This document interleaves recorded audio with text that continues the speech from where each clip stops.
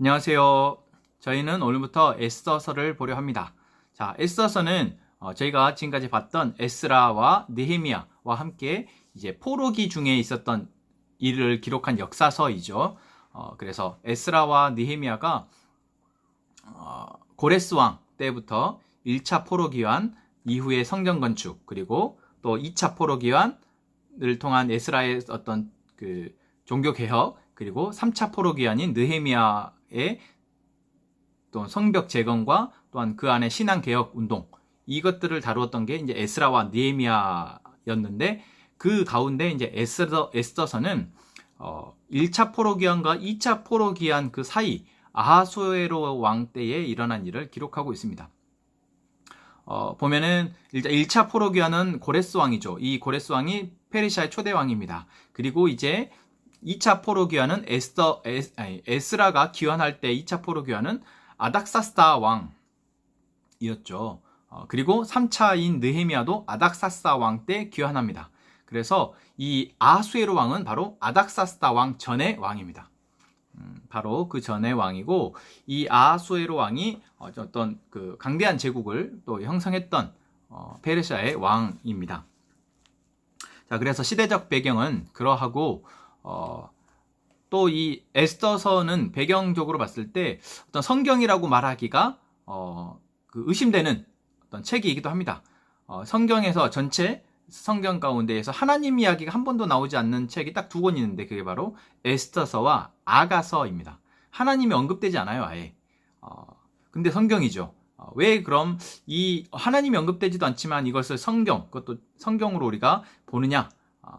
는 것은 바로 이 하나님이 언급되지 않지만 하나님의 백성들의 이야기이고, 또한 하나님이 언급되지 않지만 하나님의 백성을 살피시고 그들을 지키시고 그들에게 구원을 베푸시는 하나님의 어떤 역사가 그대로 에스더서에 암축되어져서 기록되어져 있기 때문입니다. 그래서 에스더서는 재밌습니다. 뭐 이야기 딱 그냥 하나의 한 사건, 뭐 우리가 역사 드라마나 이런 걸 봤을 때도 그 드라마가 길지만 그 중에 어떤 하나의 특징할 만한 사건은 우리가 이제 스펙타클하게 좀 보게 되잖아요. 이렇게 긴장감이 또 있죠. 그렇게 보게 되는 하나의 사건을 자세하게 조금 기술하고 있습니다. 그래서 총 10장의 이야기가 다 하나의 사건을 기술하고 있어서 저희가 좀 읽기도 쉽고 이해하기도 좀 쉽습니다. 그래서 저희가 이 에스더서는 좀 이렇게 가벼운 마음으로 볼 수 있지 않을까 생각이 듭니다. 자, 에스더서는 누가 썼는지 알 수 없습니다. 저자가 누구인지는 알 수 없고, 그냥 그때의 일을 누군가가 기록한 것이겠죠. 그리고 이 에스더서의 내용은 결국 다른 에스라와 느헤미야가 포로에서 귀환한 이스라엘 백성들에 대한 이야기를 기록하고 있잖아요. 유대 백성들에 대해서. 그런데 이 에스더서는 유일하게 포로기 중에 있었던 유대인들, 포로기 중에, 그러니까 포로 생활을 하고 있는 남겨진 유대인들에 대한 이야기를 기록하고 있는 책이기도 하죠. 그래서 그 이야기를 통해서 포로 가운데, 그러니까 페르시아라는 나라의 강대국의 포로 가운데 있었지만 그들을 보호하시는 하나님의 이야기를 보여주고 있습니다. 자, 내용으로 이제 들어가 보도록 하겠습니다. 먼저 저희가 오늘 읽을 분량은 에스더서 1장에서 4장까지인데요. 에스더서 1장에서 4장까지 볼 텐데, 이것 또 장을 구분하기가 좀 애매합니다. 그냥 하나의 이야기다 보니까. 그래서 전체적인 이야기는 우리가 이 아하수에로 왕 때에 이 이스라엘 민족이 그러니까 어떤 멸족당할 위기에 처했을 때 그것을 구원하시는 하나님의 어떤 과정을 담고 있습니다. 그래서 그 과정을 한번 잘 보도록 하겠습니다. 먼저 에스더 1장은 시대적 상황을 말해주고 있죠. 아하수에로 왕 때에 있었던 일이다.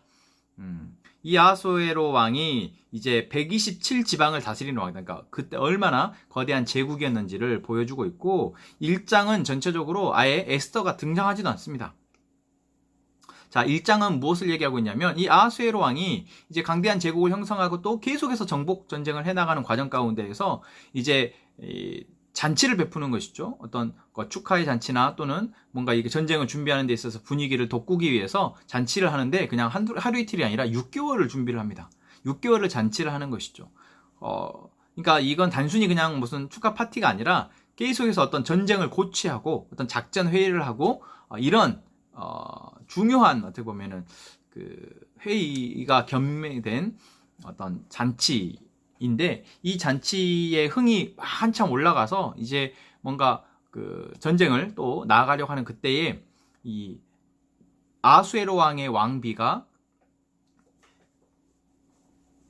이미 와스디죠. 와스디 이 왕비가 있는데 너무 아름다운 왕비여서 이 왕이 이제 자기 신하들에게 보여주고 싶은 겁니다. 그래서 신하들에게 와서 좀 예쁘게 치장하고 와서 신하들에게 인사 좀 해라 라고 했는데 이 와스디 왕후가 어떤 이유에 있는지 알 수 없으나 그것을 거절합니다. 그런데 이때의 이 어떤 제왕, 이 아하수에로 왕은 제왕이잖아요. 지금 어마어마한 제국의 왕인데 자기의 권위가 실추돼 버린 것이죠. 그래서 이것을 가만두지 않고 와스디 왕후를 폐위해버립니다. 그러니까 그 폐위의 과정이 1장에 담겨 있죠. 참,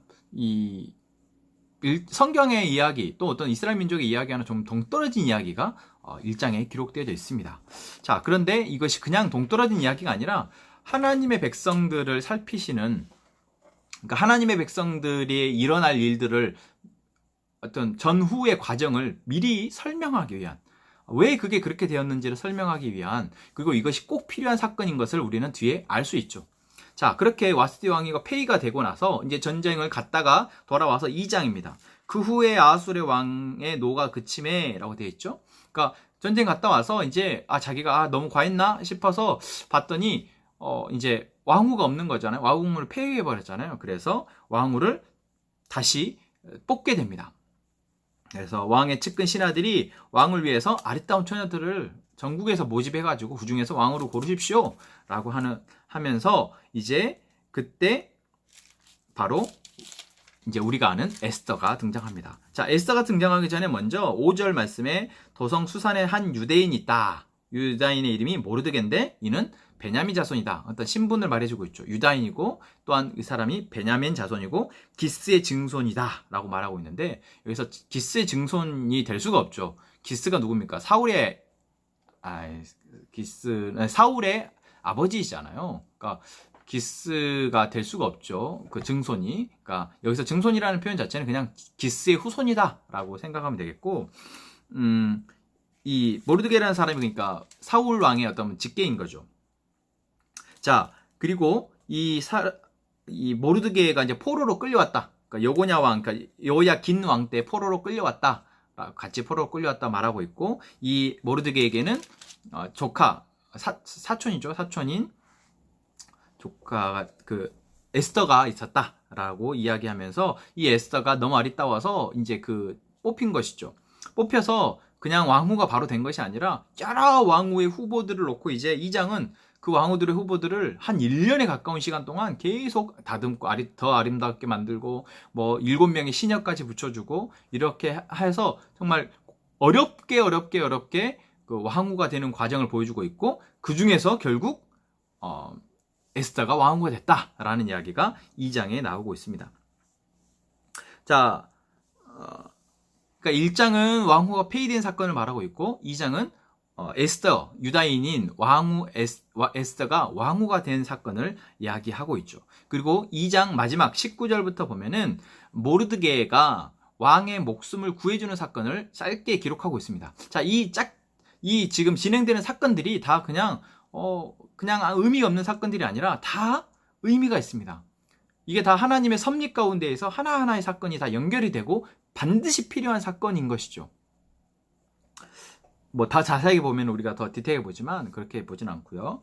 자, 그래서 이 모르드게가 어떤 이제 그 왕의 목숨 아하수에로 왕의 목숨을 구해주게 되고 그것이 23절 하반부에 보면 궁중일기에 기록되었다. 그러니까 중요한 일이니까 모르드게라는 사람이 누군가가 왕을 죽이려고 할 때 그것을 미리 알아채서 그것을 왕의 목숨을 구했다라고 이제 기록된 것이죠. 그리고 이제 2장이 끝이 납니다. 자, 그리고 이제 3장에서 하만이라는 사람이 등장합니다. 자, 하만이라는 사람은 아각 사람 함무다다의 아들이라고 또 신분을 말해주고 있죠. 어떤 출신을 말해주고 있는데 여기서 아각 사람이라는 게 뭘까요? 바로 아말렉의 왕인 아각입니다. 여러분 아말렉 기억나십니까? 아말렉은 이스라엘 족속과 사실 앙숙 관계이고 하나님이 아말렉 사람들은 진멸하라라고 말씀했던 바로 그 아말렉입니다. 하나님이 사울 왕에게 아말렉을 진멸하라라고 했는데 사울 왕이 그들이 가졌던 뭐 좋은 것들을 취하고 대신 안 좋은 것들만 다 진멸하고 아각 왕도 살려줬죠. 그 아말렉의 왕이었던 아각을 살려줬습니다. 자, 그때 그 아각입니다. 그러니까 이 하만이라는 사람은 바벨론의 포로, 그러니까 모르드게나 다른 유다 사람들과 마찬가지로 이제 통일된 제국 가운데에서 출신이 아말렉 출신이었던 것이죠. 자, 그런데 이 아말렉의 출신 중에서도 아각이라는 사람의 직계 후손인 겁니다. 아까 모르드게가 사울 왕의 직계 후손이었던 것처럼 여러분 좀 그림이 그려지십니까? 하나님이 사울에게 시켰던 일을 불순종했던 아말렉 진멸의 문제가 지금 몇백 년이 흐른 후에 페르시아에서 다시 한번 그 두 후손이 대면하는 것입니다. 그런데 좋게 대면할까요? 그렇지 않습니다. 이 하만이라는 사람이 아수르의 왕에게 어떤 신임을 받아서 총리가 됩니다. 자, 이렇게 총리가 되었을 때 이제 이 하만이라는 사람이 모든 사람 앞에서 절을 받고 어떤 높임을 받고자 하는데 이 모르드게라는 사람이 하찮은 하급 관리 정도 별로 신분도 높지 않은데 하만을 무시하고 하만에게 절을 하지 않는 겁니다. 왜 안 했을까요?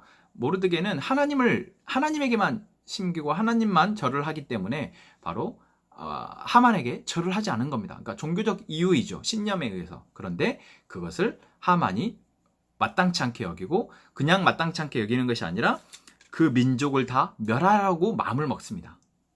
그게 바로 6절에 나오죠.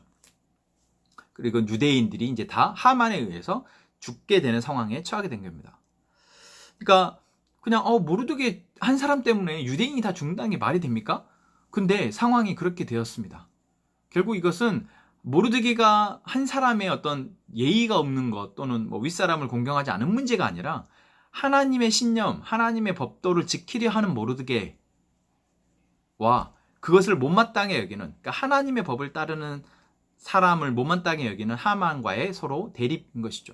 그걸 또 뭘 보면 알 수 있냐면 하만이 이제 왕에게 자기가 이 유대인들을 다 죽이기 위해서 왕에게 이제 사근사근 이렇게 아첨을 하는 것이죠. 하면서 왕을 배역하려 하는 민족이 있는데 그 민족을 다 없애야 되지 않겠습니까? 하면서 왕을 이렇게 부추기니까 왕이 그래라 너가 해라 라고 하는데 그 이유가 바로 8절에 나옵니다. 각 지방 백성 중에 흩어져 거하는 민족이 있는데 그들의 법률이 만민의 것과 달라서 왕의 법률을 지키지 아니하오니 라고 말하는 것이죠. 결국 그들은 유대인이고 그들은 하나님의 법도에 따라서 살려 하기 때문에 왕의 법과 맞지 않는다. 마치 이것은 다니엘을 죽이려 했던 그 이유와도 같죠. 다니엘이 하루에 3번씩 예루살렘 성전을 향해서 기도했던 다니엘의 모습을 보고 다른 사람들이 고변을 하지 않습니까? 그래서 다니엘을 사자굴에 넣게 되는 그 상황과 비슷하죠.